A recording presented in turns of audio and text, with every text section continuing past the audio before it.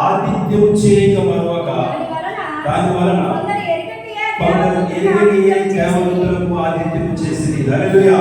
ఈ వంటగది దేవుడు దీవించి ఆశీర్వదించాలని మరి అనేకులకు ఆతిథ్యం ఇస్తూ వాళ్ళు సమృద్ధి పరుస్తూ వారి నుంచి కూడా దేవుడు మరి బలంగా వాడుకోవాలని కోరుకుంటూ ఈ యొక్క వంటగదిలో ప్రవేశిద్దాం.